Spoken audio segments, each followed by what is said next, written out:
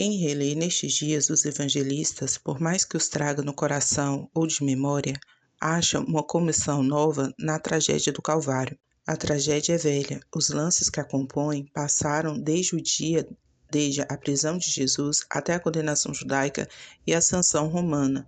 As horas daquele dia acabaram com a noite de sexta-feira, mas a comoção fica sempre nova, por mais que os séculos se tenham acumulado sobre tais livros. A causa, independente da fé que a acende o coração dos homens, bem se pode dizer de duas ordens.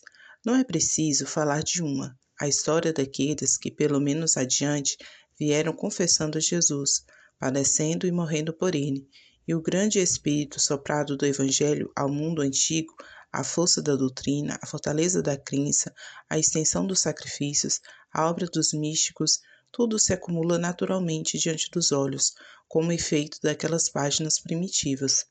Não menos surge à vista o furor dos que combateram, pelos séculos fora, as máximas cristãs ouvidas, escritas e guardadas, alguma vez esquecidas, outras desentendidas, mas acabando sempre por animar gerações fiéis. Tudo isso, porém, não que será a história ulterior, é neste dia dominado pela simples narração evangélica. A narração basta, já lá vai a entrada de Jesus em Jerusalém, escolhido para o drama da paixão. A carreira estava acabada. Os ensinamentos do jovem profeta corriam as cidades e as aldeias, e todos se podiam dizer compendiados naquele sermão da montanha, que por palavras simples e chãs exprimia uma doutrina moral nova, a humildade e a resignação, o perdão das injúrias, o amor dos inimigos, a prece pelo que calúnia e persegue, as esmolas escondidas, a oração secreta.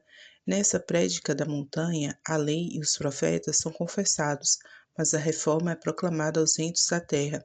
Nela está a promessa do benefício aos que padecem, a consolação aos que choram, a justiça aos que dela tiveram fome e sede. Jerusalém destina-se a vê-lo morrer. Foi logo a entrada, quando gente do povo correu a receber Jesus, juncando o chão de palmas e ramos e aclamando o nome daquele que ele vinha trazer a boa nova.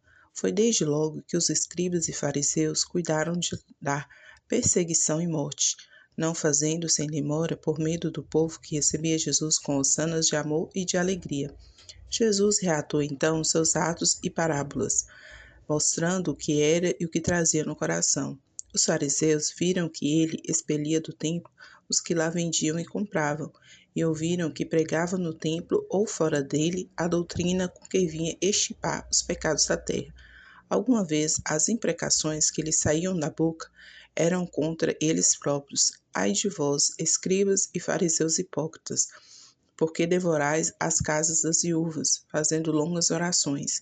Ai de vós, escribas e fariseus, porque alimpais o que está por fora do corpo e do prato, e por dentro estáis cheios de rapinas e de imundícies.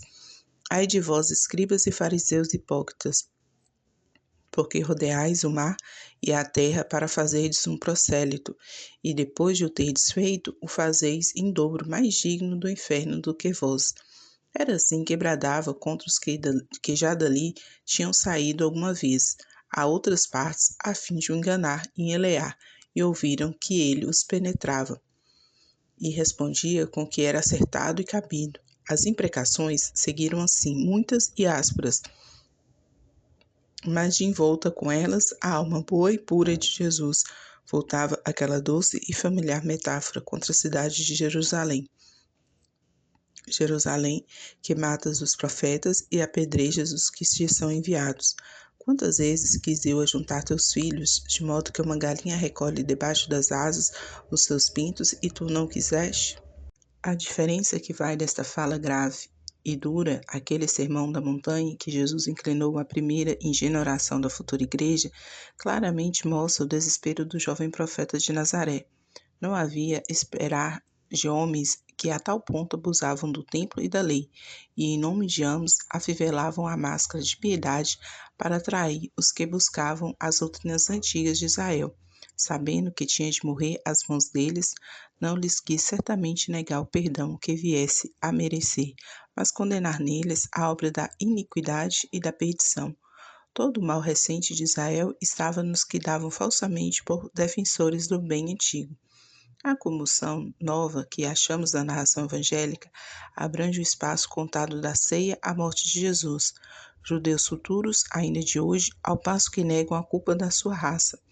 Confessam não poder ler sem mágoa essa página sombria. Em verdade, a melancolia do drama é grande, não menor do que o próprio Cristo, quando declara ter a alma mortalmente triste.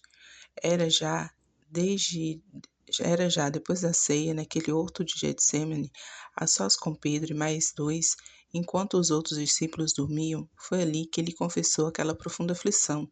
Tinha já aprendido a proximidade da morte, a aversão dos escribas e fariseus indo a crescer com o poder moral do Nazareno.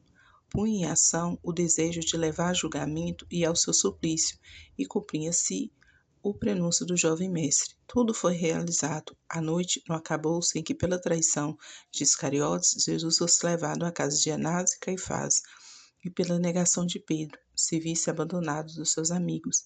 Ele predissera os dois atos, que um pagou pelo suicídio e outro pelas lágrimas de arrependimento. Talvez ambos pudessem ser dispensados, não menos o primeiro que o segundo, por mais que o grupo dos discípulos escondesse o mestre aos olhos dos inimigos. Se assim fosse, o suplício seria igualmente certo, mas a tragédia divina não teria aquela nota humana. Nem tudo é lealdade, nem tudo é resistência na mesma família. A parte humana nasceu, não já naqueles que deviam amor a Jesus, senão nos que o perseguiam. Tal foi esse processo de poucas horas, Jesus ouviu o interrogatório de seus atos religiosos e políticos. Era acusado de querer destruir a lei de Moisés e não aceitar a dominação romana, fazendo-se rei dos judeus. Mestre, devemos pagar imposto a César? Tinham-lhe perguntado antes, para arrastá-lo a alguma palavra de rebelião. A resposta, uma de tantas palavras que passaram daqueles livros às línguas dos homens, foi que era preciso dar a César o que era de César e a Deus o que era de Deus. Caifás e o conselho acabaram pela condenação. Para o crime político e para a pena de morte era preciso Pilatos. Segundo o sacerdote da lei, era preciso que um homem morresse pelo povo. Pilatos foi ainda a nota humana, e acaso mais humana que todas. Esse magistrado romano, que depois de interrogar Cristo, não lhe acha delito nenhum, que ainda querendo salvá-lo da morte, pensa em soltá-lo pelo direito que lhe cabia em tal ocasião, mas consulta ao povo, e ouve e deixe que solte Barrabás, e condene Jesus, que obedece ao clamor público e faz a única ressalva de lavar as mãos inocentes de tal sangue. Esse homem não finge sequer a convicção. A consciência brada contra o crime que lhe quer impor, mas a fraqueza cede aos que lhe pedem e entrega o acusado à morte. A morte, fecho da paixão, termo de uma vida breve e cheia, foi cercado de todos os elementos que a podiam fazer mais trágica. O riso deu as mãos à ferocidade, o açoite alternou com a coroa de espinhos. Fizeram do profeta um rei de praça, com a púrpura aos ombros e a vara na mão. Vieram injúrias por atos e palavras, a gravação do suplício dado entre dois ladrões, mas ainda nos falta alguma coisa para completar a parte humana daquela cena última. As mulheres vieram rodear o instrumento do suplício. Com outro ânimo que faltou alguma vez aos homens, elas trouxeram a consolação e a paciência aos pés do crucificado. Nenhum egoísmo as conservou longe, nenhum tremor as fez estremecer de susto. A piedade era como alma nova incutida naqueles corpos feitos para ela, com os olhos nos derradeiros lampejos de vida que estavam a sair daquele corpo. Aguardavam que este fosse amortalhado e sepultado para lhe darem os bálsamos e os aromas. Tal foi a última nota humana, docemente humana, que completou o drama da estreita Jerusalém.